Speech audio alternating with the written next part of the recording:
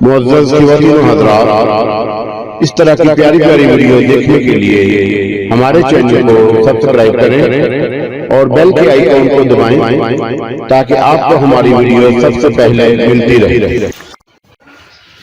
अस्सलामु अलैकुम दोस्तों, पेशे खिदमत है काली आत्मा एपिसोड नंबर 28।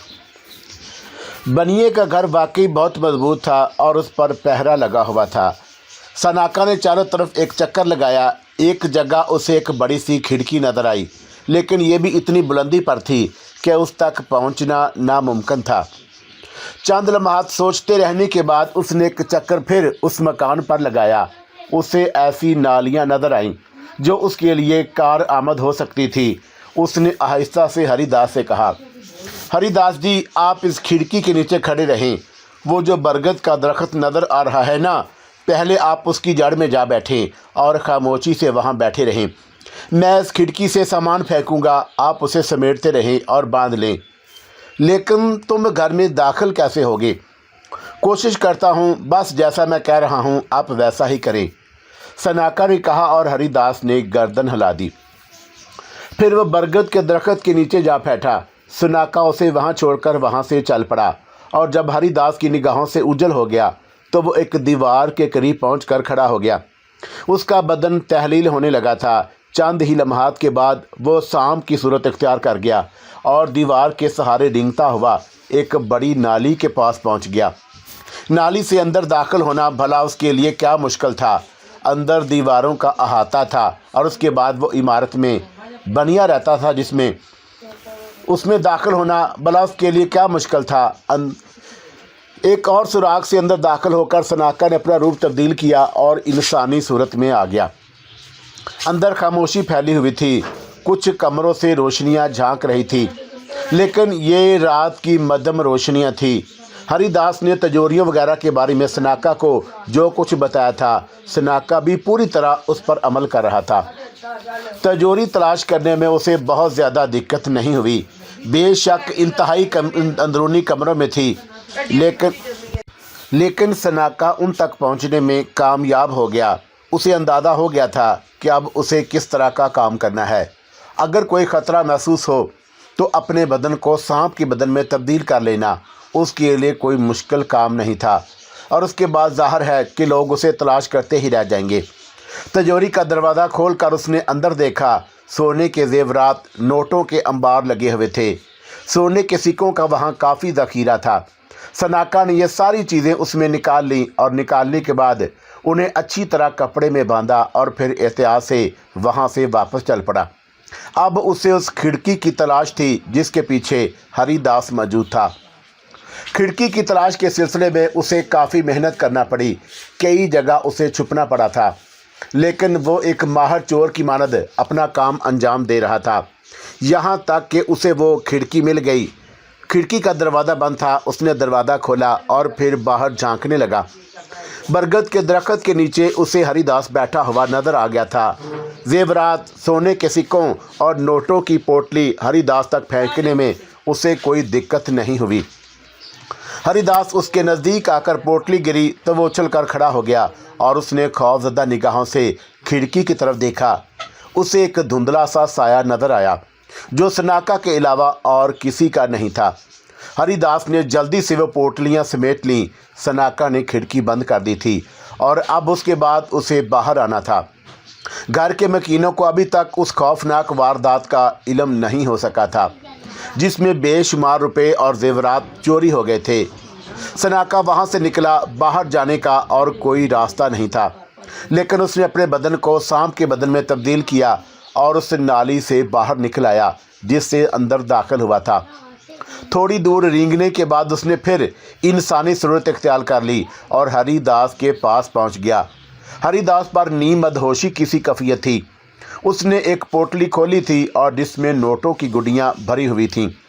दूसरी पोटलियों के बारे में भी उसने अंदाज़ा लगा लिया था कि उनमें क्या मौजूद है। सारी ज़िंदगी उसने चोरियाँ की थी, लेकिन पूरी ज़िंदगी की कमाई भी एक पोटली के बराबर नहीं थी। ये सब कुछ उसे पागल किए दे रहा था। सनाका उसके नज़दीक पहुंचा तो वो कांपते हुए लहजे में बोला, हरे राम अब क्या करूं, अब क्या करूं? क्यों, क्या हुआ हरी राम? कहा कुछ नहीं, ये सब कुछ हरिराम, कोई पीछा तो नहीं कर रहा तुम्हारा? नहीं, कोई नहीं, चलो यहाँ से चलो, सनाका ने कहा। हाय, मुझसे चला नहीं जाता, मुझसे तो उठा भी नहीं जा रहा, ये सब। हरिदास जी, क्या आप ये चाहते हैं कि इस घर के मालिक को हमारी इस हरकत का इल्म हो जाए? हरि नाम नहीं भाई, कौन ये चाहता है? तो फिर चलिए। सनाका ने वह सारी पोटलियाँ खुद उठा ली। हरिदास बेचारा उसके साथ घिसट रहा था और उसके पूरे बदन में थरथरी तारी थी।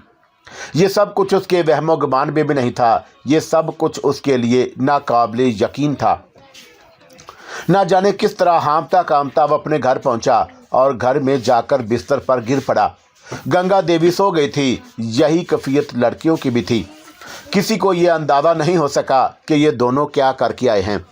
काफ़ी देर तक हरिदास बिस्तर पर लंबा पड़ा रहा और उस पर झांकने की सी कैफियत तारी थी। न जाने क्या क्या सोचता रहा था इस दौरान। और फिर जब होशो हवास किसी हद तक बहाल हुए तो वह अपनी जगह से उठा, बाहर जाकर मजबूती से दरवाज़ा बंद किया, फिर एक दिया जलाकर उन पोटलियों के पास आ बैठा। सनाका इन तमाम बातों से बेनियाज अपनी आरामगाह की जानब चला गया था। उससे अब किसी से मसले से कोई दिलचस्पी नहीं थी। हरिदास का दिमाग हवा में मुअल्लक हो गया। इतनी बड़ी दौलत का तो उसने कभी जिंदगी में तसव्वुर भी नहीं किया था। अब इसे संभालेगा कैसे? पुश्तों के लिए काफ़ी है ये दौलत। हाय राम, मैंने तो सारा जीवन बता दिया, इतनी बड़ी दौलत की आरज़ू मैं और ये सनाका। मगर ये हवेली में घुसा कैसे? अब करना क्या चाहिए? इस सारी माल को कहीं दबा दिया जाए, मगर गंगा देवी औरत ज़ात है, बर्दाश्त नहीं कर सकेगी। उससे बर्दाश्त नहीं हो रहा तो फिर गंगा की क्या हिम्मत है कि इतनी बड़ी दौलत को बर्दाश्त कर जाए। छुपा देना ज़्यादा अच्छा है। थोड़े से नोट निकाल लिए जाएं और बाकी माल ज़मीन में दबा दिया जाए। वो एक बार फिर अपनी जगह से उठा, ज़मीन खोदने के लिए एक कुदाल निकाली और फिर एक गोशे में जाकर ज़मीन खोदने लगा। ये सारा माल उसने मिट्टी के एक गड्ढे में भरकर ज़मीन में दबा दिया। उसके ऊपर पत्थर की सिल रखी और फिर ज़मीन इस तरह हमवार कर दी कि देखने वाले को ज़रा भी शक ना हो सके। पानी के छींटे देकर उसने मिट्टी से ज़मीन को लेप दिया। गंगा को बस इतना बता देना ही काफ़ी था कि उनके पास काफ़ी रकम मौजूद है और काम बन गया है। दूसरी सुबह मामूल के मुताबिक गंगा का मुंह सूजा हुआ था। उसे क्या मालूम कि रात को उसकी तकदीर किस तरह बदल गई है। उसने शोहर से फिर घर में चीज़ें ना होने का रोना रोया और हरिदास ने अकड़ कर कहा, अरे क्या एक कप लिए जा रही है? सब आ जाएगा बाजार से, सब आ जाएगा, मैं जाता हूँ अभी। जाना तो सही, मगर कहीं दूसरी टांग तुड़वाकर वापस मत आ जाना। हरिदास के होंठों पर मुस्कुराहट फैल गई। वो बाजार चला गया। बाजार से उसने खरीदारी की और सूरत हाल का जायज़ा भी लेने लगा। बनिए के यहाँ हौलनाक डाके की खबर बाजार में आ गई थी। लोग आपस में चैम गोइयाँ कर रहे थे। हैरत तो इस बात पर है कि चौकीदारों को भी पता नहीं चल सका कि डाकू कहाँ से दाखिल हुए और कहाँ से निकल गए। बस तिजोरियाँ खाली हो गईं। बनिए पर तो गशी के दौरे पड़ रहे हैं। हरिदास मुस्कुराता हुआ वापस आ गया। सारी ज़िंदगी बनिए ने दूसरों को लौट कर धन जमा किया था, आज निकल गया ससुरे का। लेकिन बहरहाल अपने आप को छुपाना और मोहतात रहना ज़रूरी था। खाने पीने की अशिया के अंबार जब उसने गंगा देवी के सामने लगाए तो गंगा की आंखें हैरत से फैल गईं। अरे ये तुम कहाँ से ले आए हो? बस अपना काम किए जा, फालतू बातें मत किया कर, शाम को मंदिर चलना है। गंगा ने मैंने खेद निगाहों से शोहर को देखा और खामोश हो गई। जानती थी कि यह पूजा पाठ कैसे मौक़ों पर होता है, उस वक़्त जब जेब में माल भरा हो। शाम को ये लोग तो मंदिर के लिए निकल गए। काजल, सरूज और शोभा को मौका मिल गया। वैसे भी उनमें आपस में रकाबत चल रही थी। सनाका उस वक़्त भी अपनी रिहाइशगाह पर मौजूद था। शोभा कहने लगी, हमारे बीच ये फैसला करना मुश्किल हो गया है सनाका कि हम में से सनाका किससे प्रेम करता है। काजल कहने लगी, अजीब आदमी है। तुमने कहा है कि तुम उससे प्रेम करती हो और वो तुमसे प्रेम करने पर राज़ी हो गया। शोभा ने यही बात कही तो उसने शोभा की बात मान ली और सरोज ने भी अपना मान लिया। कहीं ऐसा तो नहीं कि यह हम तीनों को बेवकूफ़ बना रहा हो। शोभा पुरख्याल अंदाज में काजल को देखने लगी, फिर बोली, इतना सुंदर है कि वह मन नहीं मानता। भोला भाला सा है तो है, किसी को बेवकूफ़ बनाएगा। ये भोले भाले चेहरे बड़े जालिम होते हैं, ज़रा गौर कर लेना। कहीं ऐसा ना हो कि हम सब आपस में लड़कर मर जाएं और वो किसी चौथी से प्रेम नाटक रचा बैठे, तो फिर क्या करना चाहिए? ये तो सोचना पड़ेगा। मेरी समझ में तो कुछ नहीं आ रहा। मेरी मानो तो बिला वजह की बातें मत करो, ये मसला पिताजी पर छोड़ दो। हो सकता है कि वो हम में से किसी के बारे में सोचें। हमें एक फैसला कर लेना चाहिए। आपस में लड़ने की बजाय हम यूं करें कि पिताजी के फैसले का इंतज़ार करें। अगर उनकी समझ में ये बात ना आए तो फिर हम उन्हें किसी न किसी तरह समझा दें। जैसे काजल शोभा के लिए कहे, शोभा काजल के लिए और काजल सरोज के लिए। मेरा मतलब है कि पिताजी के मन में ये बात डाली जाए। हाय राम, अगर पिताजी ने मेरे अलावा किसी और के लिए फैसला कर लिया तो हम उसे अपनी तकदीर समझ लेंगे। तीनों बहनें सोच में डूब गईं और उसके बाद बीक वक़्त हंस पड़ी। क्यों, क्या हुआ? यूँ लगता है कि जैसे गुड़ का ढेला हमारे सामने रखा है और हम सोच रहे हैं कि हम में से कौन इसे आगे बढ़कर उठा ले। तीनों हंसने लगीं और उनके दरमियान एक खुशगवार फिजा कायम हो गई। दिलों में क्या था एक दूसरे के बारे में ये कोई नहीं जानता था। लेकिन शाम के वक़्त काजल को मौका मिल गया। सनाका उस वक़्त घर के एक ऐसे गोशे में था जहां उस वक़्त और कोई नहीं था। काजल ने आहिस्ता से कहा, सनाका जी, आज वहीं मिलेंगे मुझसे। कहाँ? वहीं जहां पहले मिले थे। किस समय? चांद निकलने के बाद। मैं पहुंच जाऊंगा, सनाका ने कहा। दूर से सरोज ने उसे देख लिया था, चुनाचा काजल तेजी से आगे बढ़ गई। उसने ज़रा भी अज़हार होने नहीं दिया था कि सनाका उससे कोई बातचीत हुई है, लेकिन रात के वाक़यात मामूल के मुताबिक थे। काजल झील किनारे पहुंच गई। सनाका वहां बैठा उसका इंतज़ार कर रहा था। काजल आहिस्ता आहिस्ता बढ़ती हुई उसके नज़दीक पहुंच गई। उसकी आंखों में शिकायत रची हुई थी। सनाका ने उसे देखा, खड़े होकर उसका स्वागत किया और बोला, बैठ जाइए देवी जी, बड़ी रात हो गई है, आपको नींद नहीं आई? कैसे नींद आती सनाका, तुमने हम सब की नींदें उड़ा दी हैं। सब की? सनाका ने मासूमाना अंदाज में सवाल किया। तो और क्या, अनोखे हो तुम। मन की बात खुलकर क्यों नहीं कहते ताकि हम में से कोई एक फैसला करे? कौन सी बात? तुम्हारे मन में किसका प्रेम है? काजल ने सवाल किया। तुम्हारा देवी, तुम भी तो मुझसे प्रेम करती हो। करती तो हूँ, मगर सरोज से तुमने क्या कहा था? वही जो तुमसे कहा था। मतलब सरोज का प्रेम भी मेरे मन में है। तुम्हारा दिमाग खराब हो गया सनाका। और शोभा के बारे में क्या ख्याल है? शोभा बहुत अच्छी है, मैं उससे प्रेम करता हूँ। तुम पागल हो या हम सबको पागल बना रहे हो? मैं तो किसी को पागल नहीं बना रहा देवी। हो सकता है कि मैं खुद ही पागल हूँ, मगर बात क्या है? अगर सरोज मुझसे प्रेम करती है तो मैं भी उससे प्रेम करता हूँ। तुम मुझे चाहती हो तो भला इसमें मैं इससे इनकार कर सकता हूँ, और शोभा, उसे तो मैं मना ही नहीं कर सकता। तो तुम हम तीनों से शादी रचाओगे? हैं? सनाका चौंक पड़ा। हाँ, हम तीनों में से किससे शादी करोगे तुम? शादी तो मैं शायद किसी से नहीं करूँगा, सनाका ने दाहिना गाल खुजाते हुए कहा, और काजल की आंखों में गुस्से के तासरात नजर आने लगे। इसका मतलब है कि तुम हमें बेवकूफ़ बना रहे हो? नहीं देवी जी, मेरा मकसद प्रेम है। मैं प्रेम करता हूँ उससे जो मुझसे प्रेम करता है। लानत है तुम पर, सत्यानाश हो जाए तुम्हारा। ख्वाब खा हम तीनों बहनों को लड़ा दिया। सरोज दफतन पत्थर के अकब से निकल आई। अच्छा हुआ काजल, हमें उसके मन का भेद मालूम हो गया। मेरा ख्याल है कि अब हम तीनों को इससे नफरत करनी चाहिए। तुम बिल्कुल ठीक कहती हो। एक तरफ से शोभा की आवाज़ सुनाई दी। तीनों बहनों ने एक दूसरे पर कड़ी निगाह रखी थी, और इस वक्त भला काजल को ये मौका कैसे दिया जा सकता था कि वो मैदान मार दे। चुनाचा सब ही एक दूसरे का ताक़ब करती हुई यहाँ तक पहुँच गई थी। उन्होंने सनाका के पास से हटकर यह फैसला किया कि सनाका इंतहाई कमीना आदमी है और इन तीनों बहनों को लड़ाने के चक्कर में है। तीनों से प्रेम नाटक रचाना भला क्या मायने रखता है? और फिर कितनी मासूमियत से कह रहा है कि वो हर नारी से प्रेम कर सकता है जो उसकी जान बढ़ जाए। अरे लानत भेजो उसकी भोली भाली सूरत पर। कोई बहुत ही कमीना मालूम होता है। हम सबको बेवकूफ़ बनाकर हमारा जीवन तबाह करना चाहता है। मैं तो काली पिताजी से कहूँगी कि इसे निकाल बाहर करें। जवान लड़कियों के घर में जवान लड़के को रखना ज़रूरी नहीं है।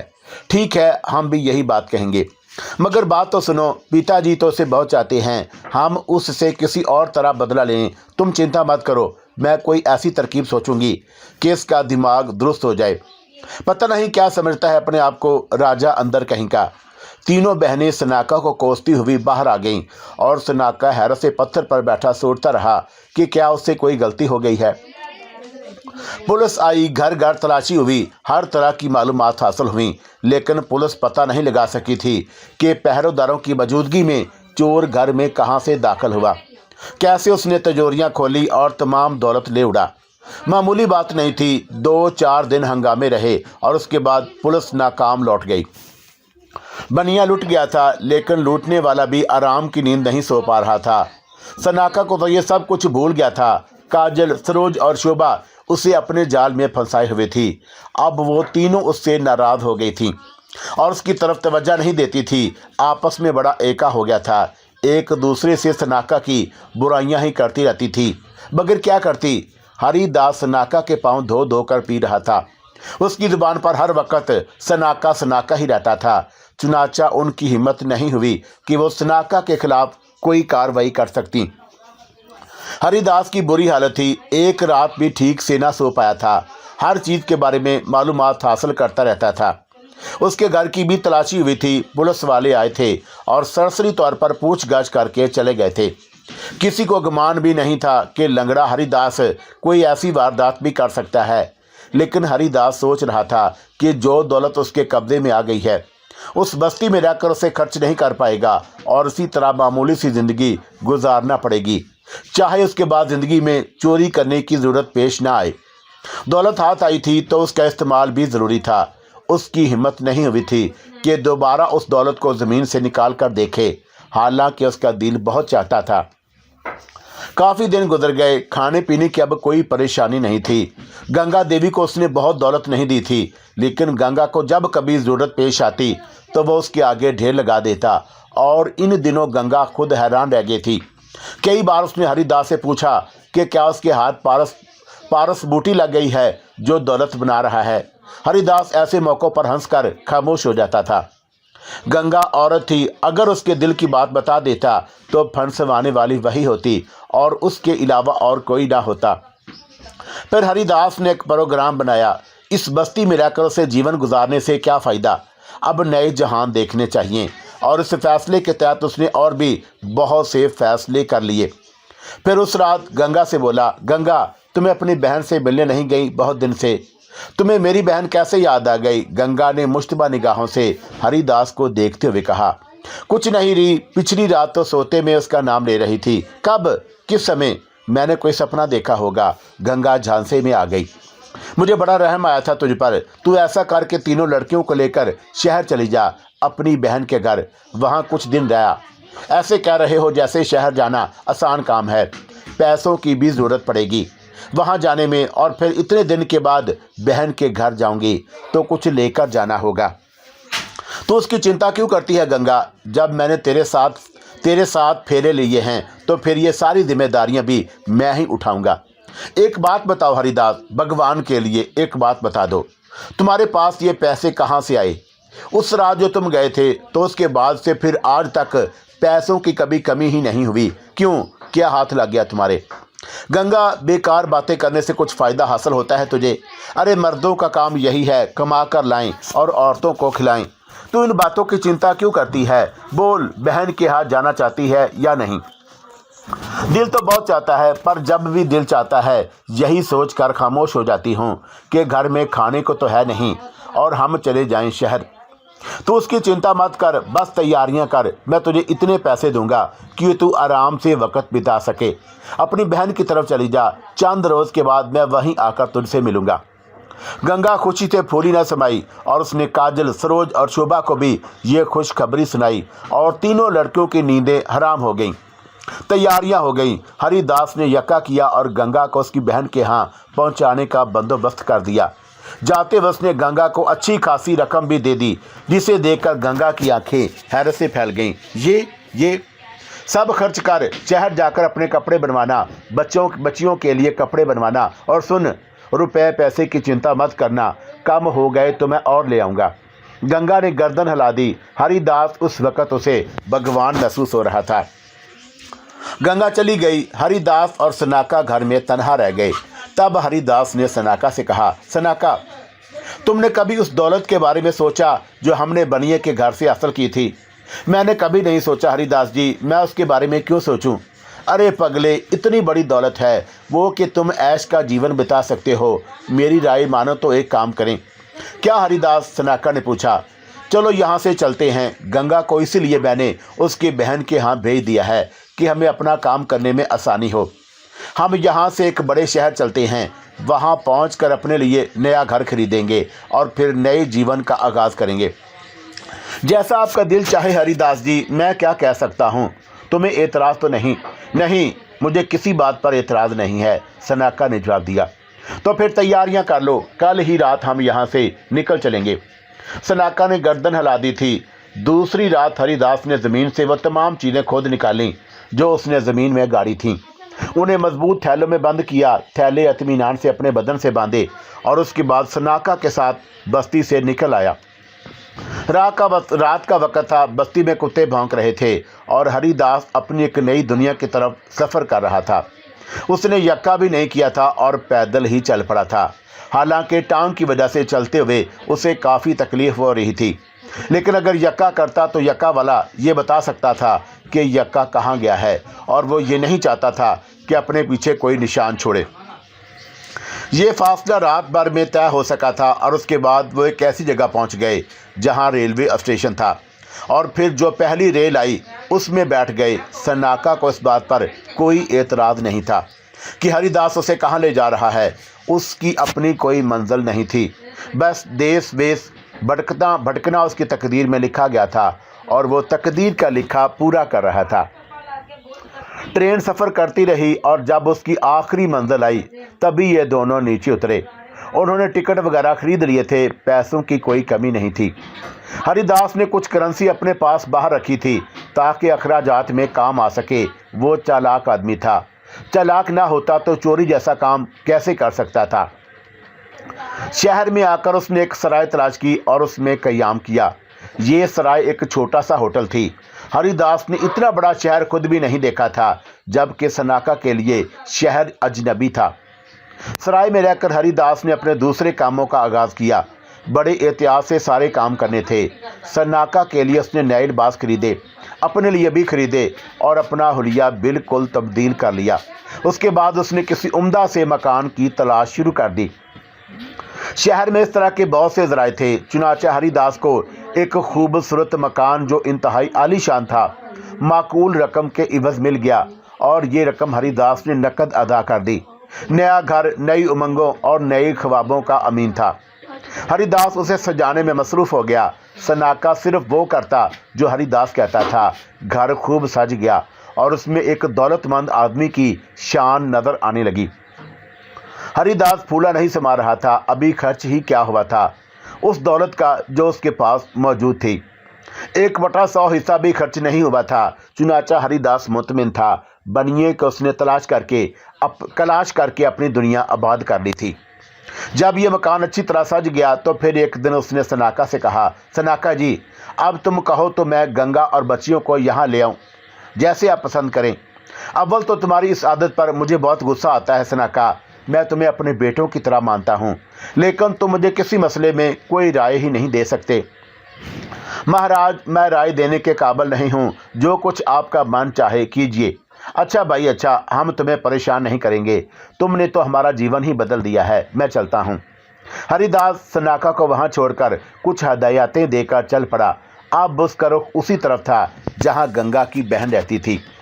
एक छोटा सा शहर था और उस छोटे से शहर में जब हरिदास दाखिल हुआ तो उसका हुलिया कोई ख़ास नहीं था। हालांकि उसने अपने लिए बड़े अच्छे अच्छे लिबास सिलवाए थे, लेकिन चालाक आदमी था कि दूसरों की टो ज़्यादा रहती है। लोग ये ना पूछें कि हरिदास के पास इतनी दौलत कहाँ से आ गई कि उसका हुलिया ही बदल गया। चुनाचा वो मामूली से लिबास में गंगा की बहन के यहाँ पहुँचा था। बहनोई आया था। गंगा की बहन ने बहुत अच्छा स्वागत किया उसका। हरिदास को खूब अच्छी तरह खाना वगैरह खिलाया गया और उसके बाद रात को हरिदास ने गंगा से कहा, गंगा, अब वापस चलो। मेरा ख्याल है कि तुम्हें यहाँ काफ़ी दिन हो गए। जैसे तुम्हारी मर्ज़ी। मैंने दीदी से वादा कर लिया है कि फिर आऊँगी। अरे अब तू जब दिल चाहे चली आना, चिंता क्यों करती है। अब हमारे वो दिन नहीं रहे। भगवान करे कि जो तुम कह रहे हो वैसा ही हो। वैसे मैं यहाँ बड़ी खुश रही हूँ, तो फिर बच्चियों से भी कह देना कि कल हम यहाँ से चले जाएंगे। दूसरे दिन यहाँ से वापसी का ऐलान कर दिया गया। गंगा की बहन ने बहुत रोकना चाहा, लेकिन हरिदास ने माजूरी का इजहार कर दिया था। फिर जब वो वहाँ से चले तो रास्ता ही बदला हुआ था। गंगा कम से कम अपने घर का रास्ता जानती थी, लेकिन जब हरिदास रेलवे स्टेशन पर पहुंचा तो गंगा हैरान रह गई। रेल में बैठकर कहाँ जाओगे? तू मेरी पत्नी है ना गंगा? हरिदास ने मुस्कुराते हुए कहा। क्यों? ये सवाल करने की ज़रूरत क्यों पेश आई? तो बस मैं तुझे जहाँ ले जा रहा हूँ वहाँ खामोशी से चल। गंगा खामोश हो गई थी। तीनों लड़कियां रेल में बैठकर बहुत खुश नज़र आ रही थी। ज़िंदगी में पहली बार वो रेल में बैठी थी और रेल में बैठना उन्हें अजीब लग रहा था। सनाका का ख्याल अब उनके सब के जहन से निकल गया था, लेकिन हरिदास को देखकर ये ख्याल उनके जहन में आ गया। सरोज शोभा से कहने लगी, अरे शोभा, सनाका महाराज पिताजी के साथ नहीं हैं। क्या पिताजी ने उन्हें घर से निकाल दिया? भगवान जाने, शोभा ने नाक चढ़ाकर जवाब दिया और सरोजपुर ख्याल निगाहों से रेल से बाहर खिड़की से दूसरी तरफ देखने लगी। दिल में सनाका का ख्याल ज़रूर आता था, लेकिन सनाका की ज़ुबान से उन्होंने जो कुछ सुना था उसने उन्हें सनाका से बददिल कर दिया था। रेल का सफ़र जारी रहा और फिर बड़ी बड़ी इमारतों वाले शहर में वो लोग रेल से उतर गए। गंगा हैरान और परेशान थी। उसने हरिदास से पूछा, मैं कहती हूँ कि यहाँ क्यों आए हो तुम? यहाँ क्या करना है हमें? ये तो कोई बहुत बड़ा शहर मालूम होता है। खामोश रह, जो मैं कर रहा हूँ करती रह, बाद में सब कुछ पूछ लेना, हरिदास ने कहा। और थोड़ी देर के बाद वो गंगा और बच्चियों को लिए हुए अपने उस आलीशान मकान के दरवाजे पर पहुँच गया जो उसने उन लोगों के लिए ख़रीदा था। गंगा ने तो घर में दाखिल होने से इनकार कर दिया था। मैं कहती हूँ पहले ये बताओ, ये घर है किसका? हाय राम, कैसा बड़ा घर है, कितना सुंदर घर है।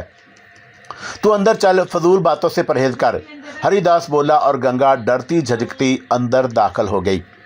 तीनों लड़कियां मीठी निगाहों से उस हसीन मकान को देख रही थी। काजल कहने लगी, हाय राम, मकान है या किसी राजा का महल? मेरे मन में बड़ी आरज़ू थी कि ऐसा कोई घर अंदर से देखूं, तो देख लेना, क्या हर्ज है? हरिदास ने हंसते हुए कहा और तीनों गंगा के पीछे पीछे अंदर दाखिल हो गईं। थोड़े ही फासले पर सनाका नजर आया तो वो उसे देखकर हैरत से मुंह फाड़ कर रह गई। गंगा ने कहा, है सनाका यहाँ है? हाँ गंगा, तुझे ये सुनकर खुशी होगी, और बच्चियों तुम्हें भी अब यही हमारा घर है, हम यहीं रहेंगे। गंगा की आंखें एकदम बंद हो गईं। वो लहराई और ऊंधे मुंह जमीन पर आ रही। अगर सनाका उसे पकड़ न लेता तो गंगा का सर ही फट गया होता। अरे अरे, ये क्या हो गया उसे, क्या हो गया? माता जी, काजल, सरोज और शोभा गंगा पर झुक गई। गंगा बेहोश हो गई थी। उसे उठाकर अंदर लाया गया और हरिदास उसके मुंह पर पानी के छींटे मारने लगा। गंगा ने आंखें खोली और उन सबको देखा, मकान की छत को देखा और एक बार फिर आंखें बंद कर लीं। वो दोबारा बेहोश हो गई थी। लड़कियां हैरत और खुशी से दीवानी हो गई थी। वो बार बार हरिदास से पूछ रही थी कि क्या वो सच बोल रहा है, क्या ये उन्हीं का घर है? और हरिदास हंस हंस कर उन्हें बता रहा था, हाँ री लड़कियों, तुम लोगों ने कभी भगवान से दुआ मांगी थी इस बारे में, आज भगवान ने तुम्हारी दुआएं पूरी कर दी। यही तुम्हारा घर है, तुम सब इसको अच्छी तरह देख लो। सनाका भी यही हमारे साथ रहता है। पिताजी, ये सब कैसे हुआ? तुम्हें आम खाने से मतलब है या पेड़ गिनने से? लड़कियां पूरे घर में दौड़ती फिर रही थी। गंगा को होश आया तो उसने हरिदास को अपने सामने बैठा देखा। वो सहमे हुए लहजे में बोली, हरिदास मुझे बता दो, भगवान के लिए मुझे बता दो, क्या मैं सपना देख रही हूँ? अरे मेरा नाम भी लेने लगी बेहोशी में। होश में आ गंगा, होश में आ। कैसे होश में आऊँ? तुमने बात ही ऐसी कह दी है, जैसी भी कही है ठीक कही है। अब ये हमारा घर ही है, समझी? मगर कैसे? सनाका की वजह से। ये सब कुछ सिर्फ सनाका की वजह से हुआ है गंगा। उसकी इज्जत कर, उसकी वजह से हम सब का जीवन संभल गया है। मैं तुझे इत्मीनान से सारी तफसील बताऊंगा। बस इस घर को चल फिर कर देख, ये हमारा घर है और अब तुझे यहाँ गंगा की हैसियत से नहीं बल्कि एक रानी की हैसियत से रहना है, क्या समझी? हरिदास ने फखरी अंदाज में कहा और गंगा जोर जोर से सर झटकने लगी। फिर बोली, हाय राम, कुछ हो ना जाए, ये सब कुछ छीन ना जाए हमसे। पगली, नहीं छिनेगा, नहीं छिनेगा। अरे सरोज, ओ काजल, जा ज़रा अपनी माता जी को घर घुमा दे। हरिदास ने कहा और फिर मुस्कुराती निगाहों से सनाका को देखने लगा जो थोड़े ही फासले पर नजर आ रहा था। जिस तरह सनाका की तकदीर खराब थी उसी तरह बदकिस्मत जयरोक भी तकदीर की मारी थी। सनाका के प्यार में गीली लकड़ी की तरह सुलग रही थी, धुन की पक्की थी और अब उसे प्रेम के अलावा संसार में उसके लिए कुछ और नहीं रह गया था। उसके दिल की बस एक ही आरज़ू थी, सनाका का प्रेम, और उसके असूल के लिए वह मुसलसल सनाका का पीछा कर रही थी। काजल, सरूज और शोभा खुश नसीब थीं कि खुद ही आपस में एक दूसरे से रिकाबत का शिकार होकर सनाका की मोहब्बत से अलग हो गई थी, वरना ना जाने उनके साथ भी क्या होता। जयरोक ने सनाका को निगाहों से ओझल नहीं होने दिया था और मुसलसल उसका ताक़ुब करती हुई सनाका के घर तक पहुंच गई थी। उसकी ज़िंदगी का भी बस यही मकसद था और उस मकसद की तकमील के लिए अपने आप को वक़्फ़ कर चुकी थी। फिर जब हरिदास वहाँ से चला तो जयरोक अपने मामूल के मुताबिक उनका पीछा करती हुई शहर तक आ गई थी और उसने बाकी कार्रवाइयाँ भी देखीं और सनाका का नया मकान भी। यहाँ पहुँचकर उसे किसी कदर थकन का एहसास हुआ था। अब समझ में नहीं आ रहा था कि क्या करे। इंसानों की दुनिया में वो इंसानों का ही रूप धार कर रह सकती थी। चुनाचा उसने अपने आप को इंसानी रूप में तब्दील कर लिया और एक इंतहाई खूबसूरत औरत की शक्ल इख्तियार कर ली।